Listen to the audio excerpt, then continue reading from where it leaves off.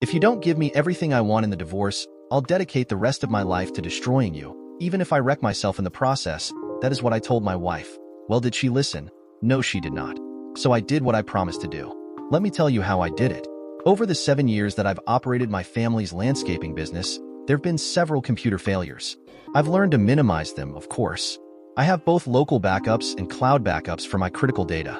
I also have at least some redundancy built into my critical infrastructure, so that in the event of a failure, the impact on operations will be minimal. Oh wait, I got so deep into the tech stuff that I forgot to introduce myself. I'm Donald Summers, Don to my friends, and Donnie to my wife and mother, and only to them. I'm 35 years old. I'm 6 feet 5 inches tall and I weigh 227 pounds, and I'm very proud of the fact that not much of that's fat.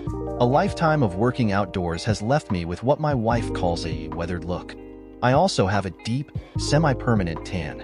For the last 13 years, I've been married to the love of my life, Brittany Summers, formerly Carson. Brittany is a personal trainer at a local gym. She is also 35, and unlike me, she's pale-complected. She's also blonde-haired and blue-eyed, with a faint dusting of freckles across the bridge of her nose. Britt is 5 feet tall, and very petite and athletic, like you'd probably expect from a trainer. With her pale skin, the light dusting of freckles, and her adorable smile, Brittany looks a lot like a little pixie. We have 2 kids together, our 9-year-old daughter Danielle, and our 7-year-old son Brian. The business, Summers Landscaping, was started by my father. When I was a child, I worked with my dad helping out in the office. My mother had such a terrible pregnancy with me, they decided not to have any more children. As a result, I was very close to both of them, spending as much time as I could with them. There was never any question in my mind that one day, when Dad was ready to hang it up, I'd take over. When I was older, Dad insisted that I work in the field with the crews. He said it would do a lot better job of teaching me how the business really worked than working in the office would. To my surprise, I found that I absolutely loved it. I'd never been afraid of manual labor, and I took to it like a duck to water. By the time I was a senior in high school, I was leading work crews in the summer. When I finally did take over the business 7 years ago, I expanded our client base and our services. We now have 12 different work crews and offer a huge list of landscaping, ornamental gardening, and, during the winter, snow removal services. With the addition of more work crews, I'm not really needed out in the field much, except during peak times. I still head out, though, because I love it. Plus, it's good for the crews to know the boss is out and about, checking up on them. More and more, though, I find myself in the small office attached to the company warehouse, working through the mountain of paperwork generated by any growing business. The end of March and beginning of April are when I spend the most time in the office. I'm doing tax-related stuff, reviewing personnel records, reviewing contracts, etc. For a span of about 2 weeks, I don't leave the office at all during business hours. It's been that way pretty much since I took over management. This particular year, my mom had been with me. She said she was bored and just wanted something to do. She used to help Dad keep the books when he managed the business himself. But Dad hadn't used computers, and Mom was not exactly the most tech-savvy person that ever lived. She accidentally erased several pretty critical files. Fortunately, like I said, I'm real good about backups. Still, restoring that much data from my backup storage takes time. Since I had a few unoccupied minutes while I waited for the files to be restored, I brought up Google Earth. I've been using this tool a lot lately. It helps, when you are planning a project, to have a bird's eye view of the lay of the land before you start moving in with backhoes and trenchers. And this way, I didn't have to shell out the money for expensive aerial photography until it was time to wow the client at the final presentation. I spent a few minutes on this project, but finally decided I'd done everything with it that I could, without the client's input. My backups still weren't quite done loading, so I decided to look at my own house. I've wanted to put in a swimming pool for a long time, and now that the kids were getting a little older, I thought it might be time to look at the idea more seriously. That's when things started to go to hell. As I clicked and zoomed in on my house, I noticed something odd. There was a car I didn't recognize, parked in our driveway. I try to be as involved in my family as I can be, and I know just about all of Britt's friends. Still, I didn't think too much of it at first. This photo looked to have been taken sometime during the winter just past. There was a light, patchy blanket of snow on the house and lawn. Looking at the garage, I saw the addition I'd made to it was completed. So that meant the photo couldn't be any more than 4 months old. Expanding the garage had been my winter project. The car I didn't recognize was red, but that was all I could tell. I don't know a lot about cars and wouldn't know what the make and model was, anyway. I looked over at the progress bar on the file transfer, and saw that it had barely moved. Oh well, at least I had something to pass the time while I waited, I thought to myself. I clicked back over to GE and stared at the satellite image of my house for a few more minutes. The sun angle didn't really give me any clues about the time of day. "Oomph," I said, not fully aware that I'd made a sound. I clicked on the Street View tab next. I'd known before I did it that it probably wouldn't help. It was very unlikely that the Street View image would have been taken at the same daytime as the overhead image. Still, I had the time and I was curious. So I made that fateful little click with my mouse. The Street View had been taken later. It was sunny, and the dogwood tree I'd planted in our front yard was just beginning to flower. The car that had piqued my interest wasn't visible, but my wife, Brittany, was. She was quite visible indeed, standing in the front door of our house, with her arms wrapped around a man who wasn't me, and kissing him soundly. One of her hands was visible too, clutching one cheek of the guy's butt. My temper instantly fired itself up. My wife was kissing and touching another man. I forced myself to calm down. Before I did anything else, I printed a few copies of the image. I wanted a hard copy. Next, I looked closely at the man in the photo. The camera angle didn't give me a good look at his face. Nevertheless, he looked vaguely familiar. With an almost physical effort, I forced my rage down. It would have its day, but first I had to find out exactly what was happening. The stuff going on in this photo was definitely inappropriate, and no matter what else might happen, we'd be having a talk about it. As much as it hurt and enraged me, though, I had to know what else was going on. But how? I've read a lot of the same stories you probably have, where the husband puts up cameras all over his house. Or sometimes he plants simple recorders. Sometimes he hires a PI. Those were all options, of course. I'm tech-savvy enough to put up cameras. It's not exactly quantum physics, after all. Planting recorders is easy, too. Hiring a PI is equally simple, although the cost could be prohibitive. For that matter, in my line of work, I don't really have set office hours. If I wanted to follow her around or do random stops by the house, I could do it with minimal impact on my business. I also needed to take a second and think about my endgame here. Wait, I thought, shaking my head. Before there can be an endgame, I need to know what's really going on. Let's get that done first, and then worry about what to do about it. I growled low in my throat, looking at the photo again. Try as I might, I just couldn't quite force my anger back into its cage. Then I had a thought. It was a long shot, maybe, but it might be a starting point. The man in the photo looked vaguely like an old boyfriend of Brit's, from back in college. We'd met at State in our junior year. It took me a few minutes, but finally, I remembered the guy's name. Benjamin Clausen. Yeah, that was it. He'd been a big football hero at State, leading the school to its first regional championship in decades. The backup file's completely forgotten. I brought up my web browser and started searching. You know, I think the average person would be absolutely shocked, and maybe a little frightened, at what you can turn up with a simple Google search. In just 30 minutes time, I had pictures, some biographical information, and employment information that was in the public domain. I was amazed at how easy it was. With something like this, I briefly wondered how private investigators stayed in business. But then, I got absorbed in the subject at hand. Apparently, Mr. Clausen had made a name for himself in the world of real estate since leaving college. He'd made a try at the NFL, of course, but a knee injury had nixed that. He'd initially moved to Denver, Colorado, before returning to our little hometown about 2 years ago and establishing his own office. Judging from the publicly available information, he must be fairly good at moving property. I'll admit, he certainly had the looks to be a good salesman. He'd also taken the time to get married and have a child of his own. His kid was a cute little guy, too, I thought. His wife was pretty, but she couldn't hold a candle to Britt. At least, not in my opinion. Her name was Angela Clausen, formerly Miller, and she was 37. In the photo I found online, she had soft-looking, curly honey brown hair. Her eyes were a nice shade of green, and she had a pretty cute set of dimples when she smiled. She was heavier than Brittany was, but she wasn't fat. Hell, Britt was so tiny that most women you meet are heavier than her. Mrs. Clausen was an accountant and apparently worked in her husband's real estate office. That, I thought disgustedly, is the perfect hustle. As a realtor, he would be in and out of the office all the time, but he would always know exactly where she was. That would make finding time for extramarital hijinks easy, and as an added bonus, there was little to no chance of her catching him in the act. And then a wicked idea occurred to me. I glanced at clock. 10:33 a.m., it read. I searched my local online phone directory for the number to Benny Boy's real estate office, and made a call.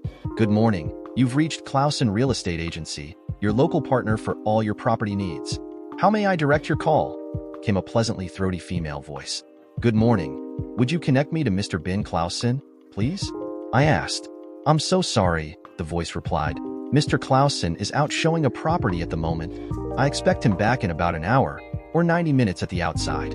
Would you like to leave your contact information and I'll have him call you back?" "No, thank you though," I said. "I think I'd rather just try back later. Goodbye." I pressed the end key and slipped my phone back in my vest pocket. I took one last chance to think. I didn't know for sure that there was anything like an affair going on between this guy and my wife. However, the fact that Britt was doing something very inappropriate with another man was established fact. The man in the Google Earth photo looked a very great deal like Ben Clausen, and the fact that he was a former boyfriend was pretty damning. I felt an overwhelming urge to act, to do something. Maybe it wasn't the best idea I'd ever had, but I decided to take the offensive. I picked up a copy of the printout I'd made of the GE photo and headed out to my truck, locking the office behind me. I hopped in and started the engine, but as I turned to check behind me before pulling out of the driveway, I saw a stray toy car sitting on the bench of the crew cab. My son must have dropped it the last time he'd ridden in the truck. In spite of my anger, I paused. No matter what was going on, no matter what happened, the choices I made were going to affect more than just me and Britt. There were also two precious, innocent little lives to consider. Lives that, as a loving father, I had an unbreakable responsibility to protect, no matter what. Anger warred with reason for a few agonizing moments, before I at last released the brakes and backed out into the street. I drove to the address Benny Boy's website had listed for his office. It turned out to be up on the 5th floor of the new office building that had just opened as part of the revitalized downtown project. Not that there was all that much of the downtown to revitalize, I mused to myself as I parallel parked nearby. I waved to the foreman of one of my work crews as I strode toward the main entrance. It was ironic that my company had the contract for the grounds around this property, I reflected. I detected a little surprise on the foreman's face when I entered the building instead of walking over to speak with him. I was on a mission, though. For now, there was a totally different sort of business on my mind. I garnered some strange looks as I made my way across the atrium to the elevators, but I was used to that. Even without my attire, worn, faded work jeans, heavy boots, heavy t-shirt stretched tight across bulging muscles, and the reflective contractor vest to set me apart from all the business suits and skirts, there was my size to consider. It never fails to get a few double takes from the pale-skinned cubicle dwellers that inhabit places like this. A few seconds wait in the elevator brought me to the 5th floor. Soon, I was stepping through the door of Clausen Real Estate Agency. Sitting at the office chic receptionist desk was Mrs. Clausen. Her photos were either out of date or were taken by someone who didn't care about showing her at her best. She was still easy to recognize with the same hair, the same slightly rounded face, and cute dimpled smile. But she was definitely more slender than her photo had led me to believe. She was wearing a nice, professional-looking business suit. She stood up to come greet me, and I noticed that she wore a pleated, thigh-length skirt rather than the trousers I'd expected. She was also, I noticed, a good deal taller than Britt. As she approached me, I could see that the top of her head would reach my chin instead of just my chest. "Hello," she said, extending her hand courteously. "I'm Angela. How can I help you today?" I returned her handshake, noticing that she had a solid, professional grip, and she didn't hesitate to make eye contact. Clearly, this was a professional businesswoman, well accustomed to greeting potential clients. My first impressions were favorable. Perhaps we could help each other. "Hello, I'm Donald Summers," I said. "I'm pleased to meet you, Mr. Summers. How can I help you?" "Mrs. Clausen," I began formally, "I have a photograph I'd like you to take a look at, and then a few questions to ask." I held up the manila envelope I'd put the picture in. Angela's eyes narrowed as she registered my tone and facial expression. "I take it you're not here to talk about buying a house," she said dryly. It wasn't a question, but I shook my head negatively anyway. She considered me for a moment, then her face smoothed itself back into her professional, business-like expression. "Please follow me," she said, simply. She led me toward a door at the back of the room. As we passed through it, she paused to call into an adjacent door. "Chris, will you watch the front desk for me, please?" "Sure, Angie," came a deep voice from the room within. Without another word, she led me to what must have been the break room and closed the door. She seated herself comfortably at the table and gestured for me to join her. Her facial expression told me that she was waiting for me to get to the point. I opened the envelope and pulled out the photo and handed it to her. "The woman in that photo is my wife, Brittany," I said. "I know that when we were in college, she dated Ben Clausen for a while. I want your opinion. Do you think that man is your husband?" Angela took the photo from me like it was a dirty diaper. Reluctantly, but with an air of doing something that simply had to be done, she stared at it for several minutes, and her expression morphed from curiosity to a sort of sick sadness, then finally to anger. After about a total of 5 or 6 minutes, she handed it back to me. "Yes," she said, "I'm pretty sure it is. When was this taken?" "I don't know exactly when," I said. "I found it on Google Earth Street View. They're standing in the front door of my house. But it can't be more than 3 months old." "How do you know that?" she asked. I pointed to Britt's ear. "I gave her those earrings for Christmas," I said, simply. Her eyes came up to meet mine, and I noted a hint of sympathy there. Then she turned and looked out the window for a few minutes. Finally, she turned back to face me again. "I'm as certain as I can be that that's my husband in the photo," she said, heavily. "I recognize the clothing and his face. And the fact that they used to date is pretty suspicious. Have you talked to your wife about this?" "No, I just found this morning," I said. "Besides, with her schedule, she should be at work right now." "But is she at work?" I stared at her for a minute and then sighed. I quietly pulled out my phone and dialed Brittany's cell number. I didn't expect her to answer it during work hours, and she didn't. Next, I called the gym. I recognized the voice of the person who answered. It was Mandy Thomas. She was another trainer there and was a friend of ours. "Hi there, Don," she said brightly, after recognizing my voice. "What's up?" "Hi, Mandy, listen, I really need to talk to Britt. Will you put her on, please?"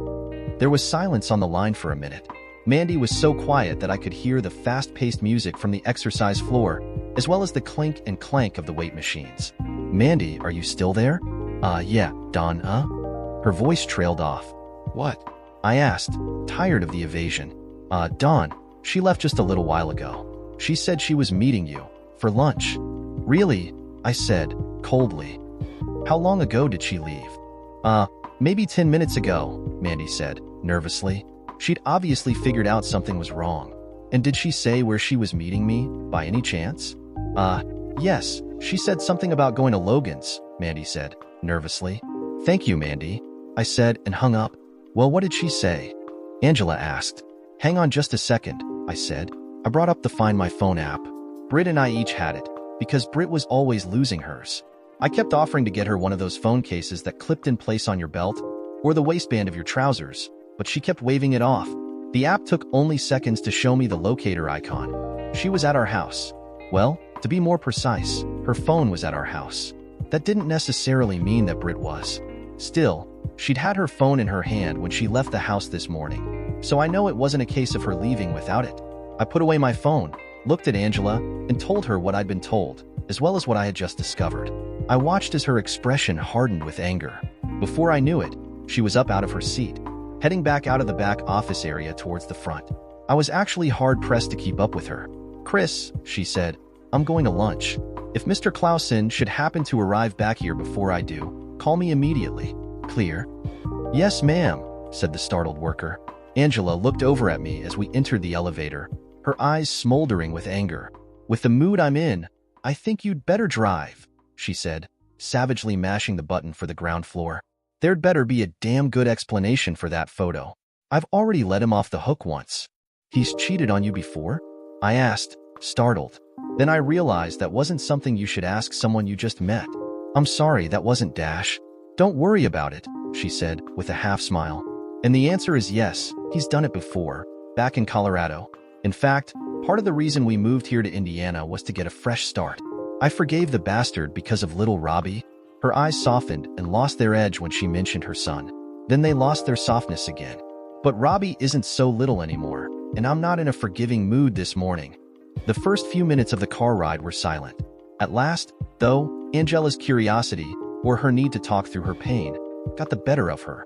"I'm a little surprised your wife would be bold enough to take my husband to your home," she said. "It's a risk," I said, "but that risk is minimal. She knows that at this time of year, I tend not to leave the office because of all the stuff I have to get done.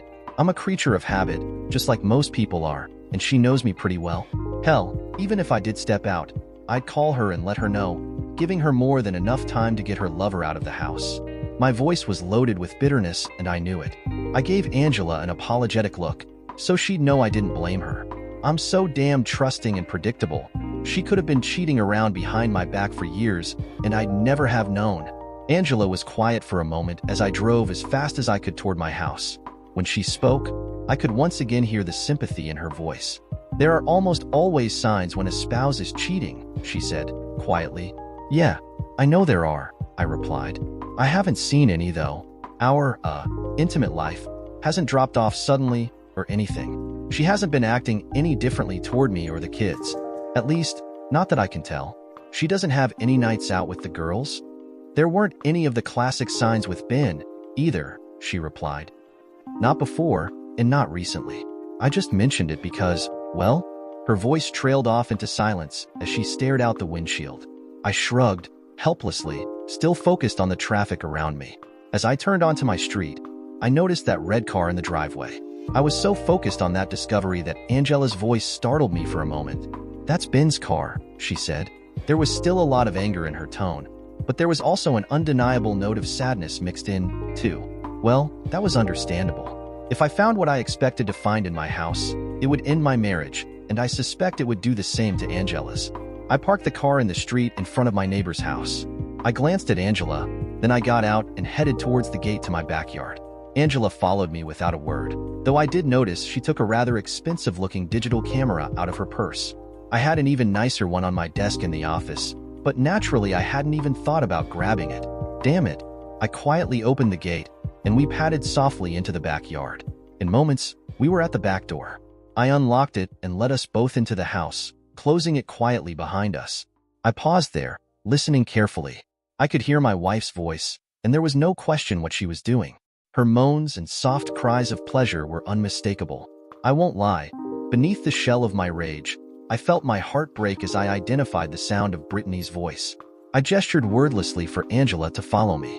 The look on her face was a little odd, but I was no longer paying her that much attention. I was too focused on Britt's voice. I moved quietly through the kitchen towards the sound of her voice. It sounded like it was coming from the living room. Sure enough, as I carefully peered out from around the archway that led from the kitchen to the living room, there she was. Brittany, laying on the couch, with her legs spread wide, moaning like a hooker. Between her thighs, a lovely young blonde woman was going to town. Wait a second. What? A woman? Confused, I stopped cold and took a moment to look around the room again. Then I saw Benny Boy at last. He was standing against the opposite wall, filming the action on his tablet with one hand while he jerked himself off with the other. Beside me, I felt more than saw Angela taking video with her camera. That broke the hold that shock had had over me. I moved into the room, rage starting to take over. I tried to keep a firm hold over my anger. I've seen too many examples of what happens when people lose control, but I could feel myself losing that battle. Rapidly, Angela's hand shot out like a striking snake and grabbed my arm. I rounded on her, angry at the interference, but she shook her head and tried to tug me back. Well, I thought to myself, the damage to my marriage is already done and recorded. I guess I can wait another second or two before I start breaking things. I reluctantly stepped back and watched, sick to my stomach at what was happening. After a few more moments of watching the unknown blonde devour my wife, Benny Boy got in on the action. He dropped his trousers and shorts, stepping out of them and leaving them where they fell. He hurriedly moved behind the blonde woman and slid into her from behind. In seconds, he was thrusting himself rapidly into her. My rage was already near the boiling point, but when that a-hole pulled out of the blonde woman, pushed her to one side, and entered into Brittany, I snapped. Angela didn't have the least prayer of holding me back. Ben Clausen was 6 feet 2 inches or better. It was tough to tell when he was on his knees on my couch, plowing into my wife. And he weighed at least a solid 190 pounds. He was in decent shape, but he couldn't match me for sheer size and strength. Something, maybe a creaking floor beam, or maybe just a sixth sense, warned the unknown woman of my approach. She turned away from the scene on the couch to face me, and her eyes flew open wide in shock. She didn't make a sound, but by then it wouldn't have made any difference if she had. I was far too close for anyone to run away or try to fight.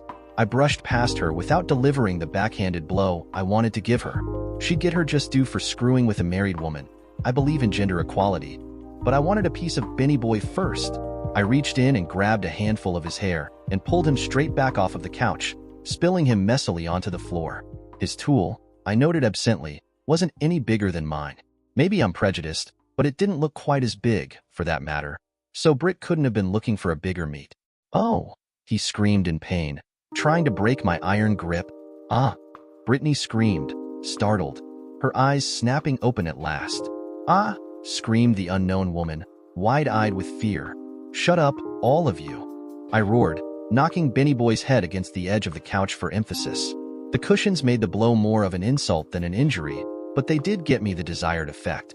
The unknown woman gathered herself like she was going to jump and run. Without letting go of Benny Boy's hair, I pinned her with my eyes. I can only imagine what my facial expression must have looked like as I snarled at her like a rabid dog. "Don't even think about leaving, you bitch. If you take off before I say you can leave, I'll break you in half for touching my wife." I rounded on Ben just as he finally figured out how to break my hold.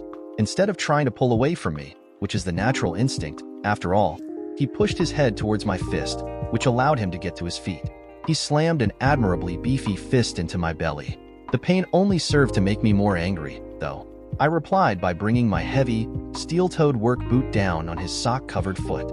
Judging from the way he screamed, I must have broken something. He dropped back down to his knees and stayed there. I took just a moment to catch my breath. The a-hole had tagged me good, I admitted. I looked over at the other woman and realized that I did, in fact, know who she was. I'd just never seen her naked before. She was Jamie Keller, and she lived with her parents in the last house on our block. She was 19 years old and was going to school to be a nurse or something in healthcare, I thought. Brittany and I had paid her to babysit for us on the rare nights when my parents or hers weren't able to do it. "Jamie?" I said, scarcely able to believe my eyes. The girl nodded her head, miserably, trying to cover her nudity with her arms. Why are you?" My words failed me. "I'm sorry," she said, very quietly. "How long have you been screwing my wife?" I snarled. "This is only the second time, I swear." There never should have been a first time, you bitch," I said, still furious. To me, cheating is cheating. It doesn't make any difference whether Brittany was having sex with another man or another woman. If she was having sex with anyone other than me, that's cheating. I reached down and picked up the tablet that had fallen out of Ben's hand when I'd interrupted his interlude with Brittany and Jamie. I held it up and made sure she saw it. "I have you doing some very nasty stuff on video. Get the hell out of my house and never come back. If I find out you've had contact with my wife ever again, and I don't care if you just bump into her at the mall, I will post this to every single spicy site the internet has. I'll send the links to your parents and grandparents and anyone else I can think of. I'll tweet it to the world. I will do everything I possibly can to ruin your reputation so completely, you won't be able to get a job pumping porta potties. Do you understand me?" She looked at me in horrified shock as I shook Ben's tablet at her. "Yes," she said, her voice a scared little whisper. "I understand." "Good," I snapped. "I'm finished with you. Get out of here, you filthy bitch." She gathered her clothes and moved to get dressed, only to stop when I snapped at her again. "Oh no, you don't," I said, angrily. "Walk out the front door just the way you are. Stark naked, like a dirty bitch. When you are fully outside, you can dress, but not until I see you do the walk. Get moving." I held up the tablet, which was still recording, and recorded her gathering her things and doing as I demanded. She walked awkwardly to the front door and let herself out. She made her way as fast as she could to the front yard. I recorded her through the big picture windows as she rapidly dressed, then took off for her parents' house at a dead run. Fortunately for her, just about everyone in this neighborhood was at work. It was highly unlikely anyone saw her. Ben gave a pained whimper, and I returned my attention to him. He was still laying in a pile at the foot of the couch, and I noticed that his left foot was already starting to swell. It looked like it hurt. Poor thing. He glared pure hatred at me, but he'd already seen his wife standing in the archway, filming the festivities. He must have realized by now that he was toast, so he decided to sit still for now. That showed more sense than I'd have given him credit for. "So, Benji," I said, my tone full of fake warmth. "I haven't seen you since college, buddy. How are things going?" I nudged the little shit with one steel-toed boot, and he winced. "No, don't. He's hurt, Don," came Angela's voice. "Yes, he is," I replied. "So what?" Angela made an exasperated sound and stepped fully into the living room, making her way to the couch. She spared a gaze of loathing contempt for my wife, before handing me her camera and kneeling at her husband's side. "His foot is definitely broken," she said, surveying the damage. "You don't need an x-ray to see that. Damn, Dawn. He could throw a blood clot. You might have killed him." She looked back up at me, a little frightened. "If I had wanted to kill him, I would have done it," I said. "However, I have no desire whatsoever to kill him. Or Jamie. Or Brittany, for that matter. If I kill them, I go to prison and I'll never see my kids again. I'm not so far gone that I don't realize that. But there's also this. You can only kill someone one time. After that, you can't make them suffer anymore. I certainly wouldn't want that." I let my eyes wander over Ben, and then Brittany. Oh yes, I wanted them both to suffer. I was hurting badly after all. I felt like someone had ripped my heart right out of my chest. I wanted both of them to really feel pain. I'm pretty sure good old Ben was going to be feeling the pain. Well, he already had a decent down payment on the pain he'd earned. But I didn't feel like our business was resolved just yet. But it takes two to tango, as they say. Well, apparently, in this case, it had taken three to tango. But who's counting, right? The point is, Brittany sure wasn't getting assaulted. She was a freely consenting partner in all of this, and I was going to make sure the little harlot got her share of suffering too. I pulled my cell phone out of my vest pocket and hit a number on the speed dial, making sure I was on speakerphone. It only rang 3 times before someone picked up. "Hi, George," I said, as I recognized my father-in-law's voice. Brittany squeezed her eyes closed as she, too, recognized his voice. When they opened again, she stared at me, silently pleading with me not to do what she must have known I was about to do. Her silent pleas were pointless, though. There was no way in hell I was going to let what she'd done go by without inflicting the maximum amount of damage I could on her life. Why should I be the only one hurting? "Dawn," he replied, with genuine pleasure. "Nice to hear from you. What's up?" "Well, George, I'm sorry to bug you, but something serious has come up. Is there any way that you and Virginia could stop by the house? The sooner, the better." "What's happened?" he asked urgently. "Are the kids okay?" "The kids are just fine, George. They're still at school," I said, soothingly. "I'm afraid that this is something to do with Brittany and I. I know that if I were to start telling you about it over the phone, you probably wouldn't believe me. Rather than go through all of that, I'd just as soon show you incontrovertible proof of what I'm going to tell you." My father-in-law was very, very quiet for a long moment. When he spoke again, I could tell he had guessed something about what was going on. That was no real surprise. I'd respected him since our first meeting, and I knew he was an intelligent man. There were only so many reasons for me to make a call like this. If it didn't involve his grandkids, and it was about Brittany and I, well, "We'll be there in 15 minutes or less, Dawn," he said, in a sad tone. "I have to ask you to please not do anything, without thinking, before we get there." "Don't worry," I told him. "I'll think very carefully indeed about everything I'm going to do." I ended the call, and then called my own parents. After a remarkably similar conversation, I put my phone away. Brittany sobbed uncontrollably, huddled at one end of the couch. She tried to get dressed, or at least cover herself with a throw, but I'd stopped her with just a look. She knew what I wanted. Brittany was going to have to do the walk of her own. Angela wasn't eager to cooperate with my theatrics, though. "He needs a hospital, Dawn," she said, calmly, but firmly. "I know you want to completely destroy your wife. I don't blame you at all, but there are limits to how far I'm willing to go along." "All right," I said, "but how about this? Instead of taking him to the ER, how about you call an ambulance?" She looked at me, evaluating me coolly.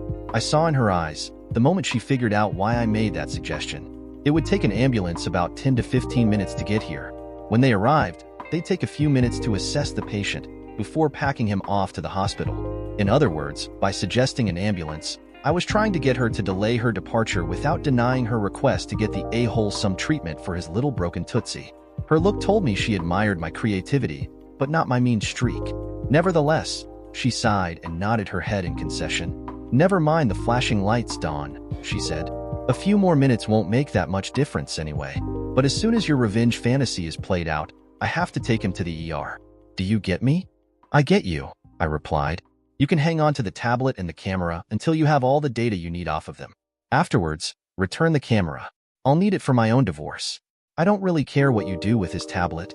"Thank you, Angela," I said. She nodded and took out her own cell phone, calling the real estate office and telling whoever answered that she'd had an emergency and to go ahead and close up for the day. Mr. Clausen was headed for the ER. As I listened, I couldn't help wondering why she was still here with this piece of shit loser. He'd already betrayed her once. She'd already said she was going to divorce him. Why stay? Hell, if I were in her position, I'd throw him away faster than I'd toss a live grenade. My parents arrived first. They lived closer, so that was no surprise. I opened the door and let them in. My mom saw Brittany and Benny Boy first and stopped dead in her tracks. Dad saw them just a few seconds after she did, and he too stared in shock and confusion. "Donnie, honey, what on earth is going on?" my mom demanded. My father said nothing out loud, but his look spoke volumes. His face went from a naked, sobbing Brittany to an angry Angela to a hurting and half-naked Benjamin, and then finally to me. I could see from his face that he required no explanation. He laid a hand on my shoulder and squeezed it comfortingly, even as my mom sputtered, red-faced at her daughter-in-law's nudity in front of her and two strangers. "Donnie," she demanded again, "what on earth is happening here?" I carefully explained everything to her, leaving nothing out and offering to show her video taken from two different perspectives. She quickly declined that offer, and her face turned an even deeper shade of red. She grabbed an Afghan from the back of the love seat and went to give it to Brittany, but I stopped her. "No, Mom. I want George and Virginia to see the little hooker just as she is," I said.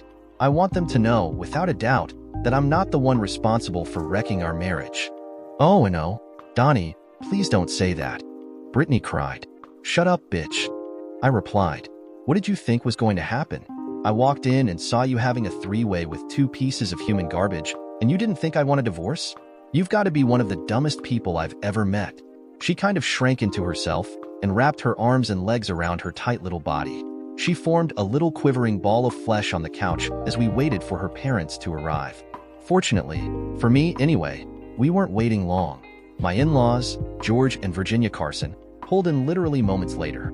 The two of them strode quickly to the front door, where my father met them and let them in.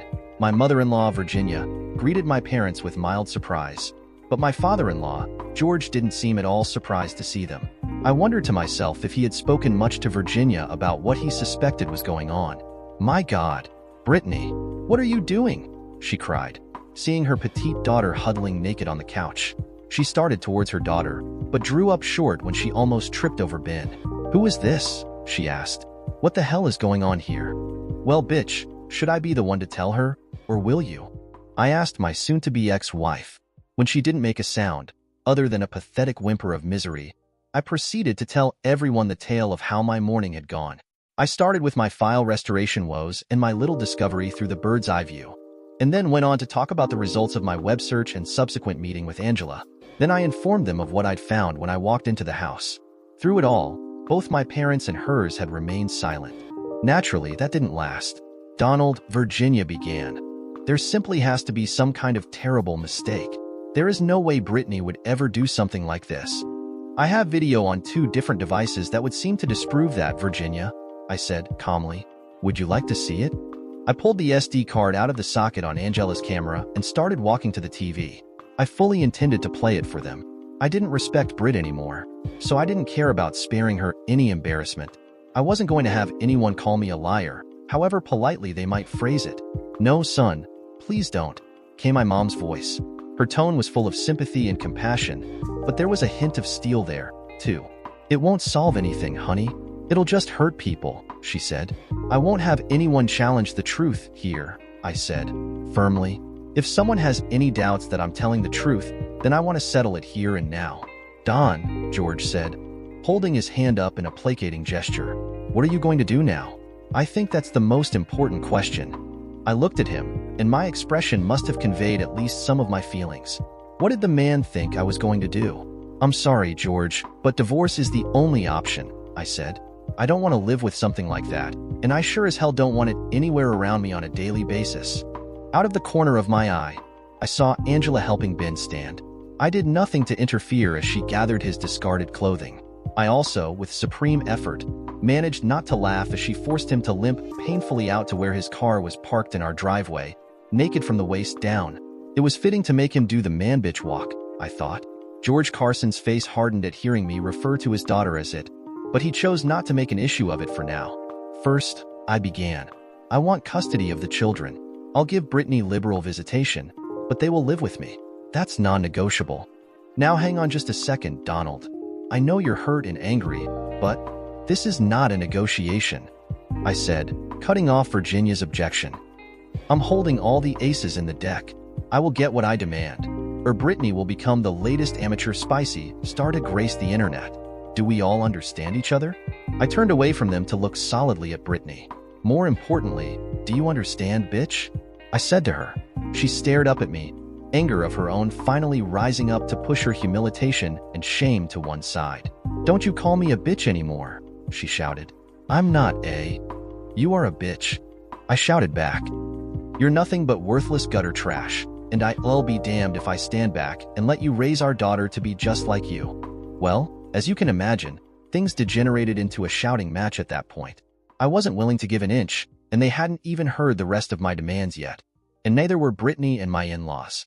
We spent a solid 2 hours screaming at each other, but then I realized it was nearly time for the school bus's arrival. I looked hatefully into the eyes of the woman that I'd loved more than anything. It's almost time for the children to get home, I hissed, angrily. Go wash your nasty face and gutter openings and get dressed before they get here. Then we can tell them why Mommy doesn't live here anymore. No way, she shot back. I'll tell them why their father doesn't live here anymore. Oh, I said, dangerously. Okay, bitch, you get to work on your fairy tale. I'll be in the den. Let me know if you reconsider, but I wouldn't take too long if I were you.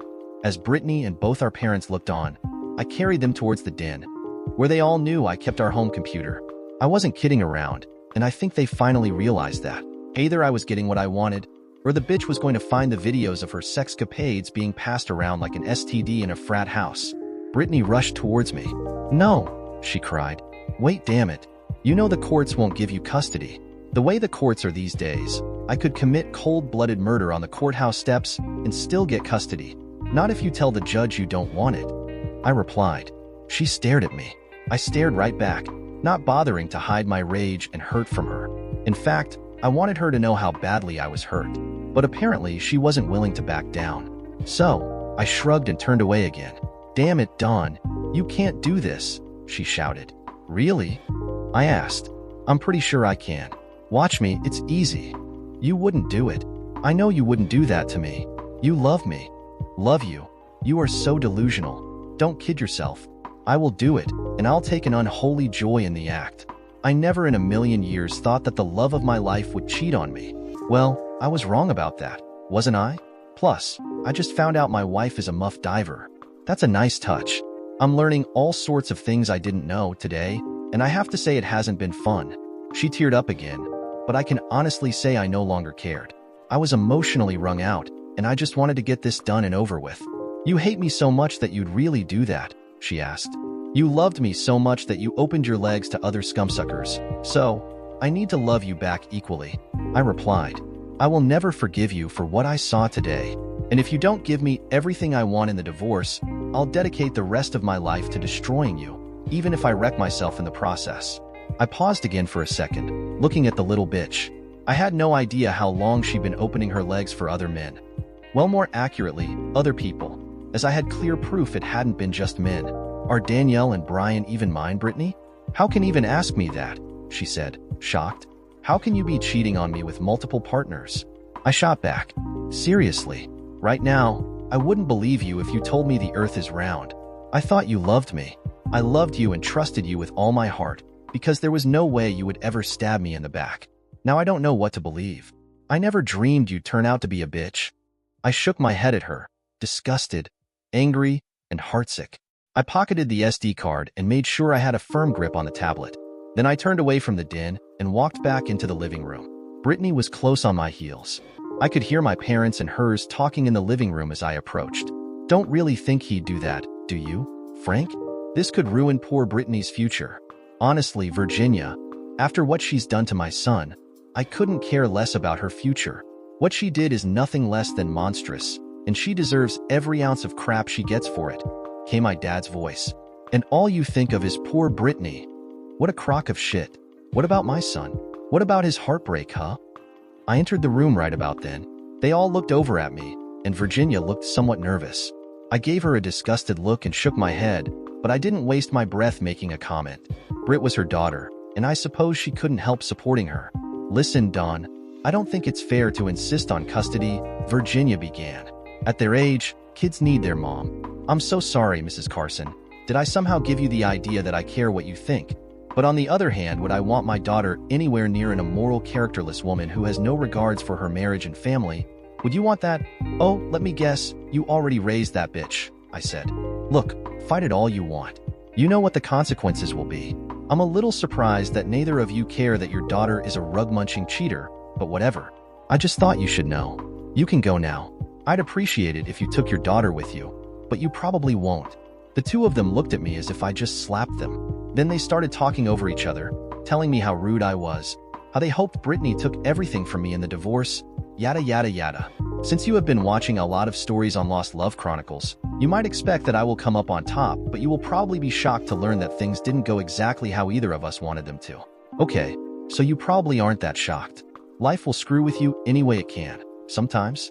Plus, Brittany may have been stretching things when she made her comment about the way the courts are these days, but not by much. I really didn't think Brittany was dumb enough to call my bluff on the video thing, but she was. The problem for her was, I don't bluff. If I say I'll do something, I'll do it. Even though my parents, the lawyer, and even Angela told me it was a really bad idea. When the judge awarded her custody, Brittany gave me the biggest shit-eating grin I've ever seen. I just cheesed right back at her.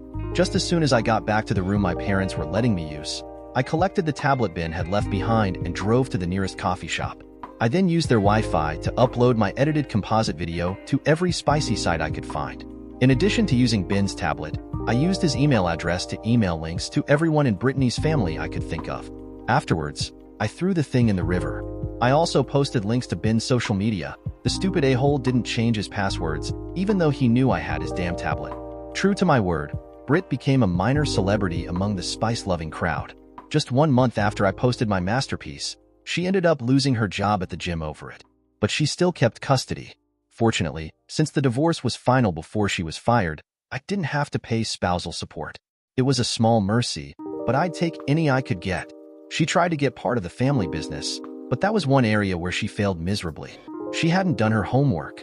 You see, I don't get ownership of the business until my father passes away. For right now, he is the owner. I just manage it for him. He pays me a salary. I never put any of my own money or our joint money into the business. Everything I'd invested during my management of the business came from a slush fund my dad had started long ago, and I could document it. So, that much at least was safe from my financially predatory ex-spouse. The judge awarded Brittany $600 a month in child support. My lawyer couldn't stop that, but he was able to defer payments until we got the results of a paternity test on the children. I mostly insisted on the test to hurt Brittany, not because I really doubted I was their father. In spite of that, it was a really big relief to get the lab results with proof that they were mine. The bitch got half of our savings and half of the checking account. She did not, however, get the house. She simply couldn't afford it on what she made, even before she lost her job at the gym. My attorney was able to force a sale of the house. Don't ask me how. I don't really want to know. We split the money from the sale, and she bought another, smaller house in the same school district. I was a little sorry for the kids. I know they loved their home, but I just couldn't stand the thought of my ex-wife scoring such a profit from her betrayal. I also bought a small, 3-bedroom house in the same school district. I had to put truly draconian limits on my spending in order to afford it with the child support payments I had to make, but I managed. Dad wanted me to increase my salary, but I told him no. If I did that, then the courts would just increase the amount of child support I had to pay, so it wouldn't help me. Danielle and Brian did at least seem to like my new house, but they hated the fact that their mother and I weren't together anymore. I tried my best to keep their little minds occupied with other things. We frequently went to the park and rode bikes on the trails, or went hiking. Sometimes, if I had a little extra money, we would go swimming at the aquatic center. We had a lot of fun together. On the personal front, I was lonely. Brittany had been a wonderful lover, and we'd enjoyed a rich and frequent sex life. That was one reason I never suspected her of cheating. As soon as the divorce was final, I started dating again. I had done nothing wrong, and I saw no reason at all that I should have to do without someone special in my life. I had no trouble attracting female attention, so getting dates wasn't hard. The sex was, usually, good, but I just didn't seem to click with anyone. Don't get me wrong, there's nothing wrong with calling up a sex buddy for a booty call, but that kind of thing got old really quick. I wanted more than just that. I wanted a relationship again. The kids would drop little tidbits of info about their mom on occasion. I knew why they did it, and it didn't anger me.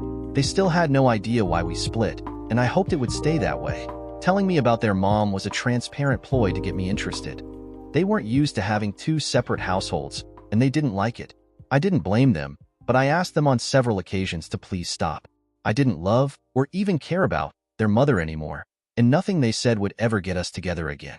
About 6 months after the divorce, I bumped into Mandy Thomas, one of the personal trainers at the gym where Brittany worked, had worked. I was at the grocery store, stocking up. The week just past had been my week with the kids, and they had almost completely emptied the cupboards, as usual. "Hi there, stranger," came her bright, cheerful voice. "Oh, hello, Mandy," I said. "How are you?" "Not bad at all, thanks. But more importantly, how are you?" I shrugged and smiled. "I'm doing okay, I guess. I work and go home, work and go home.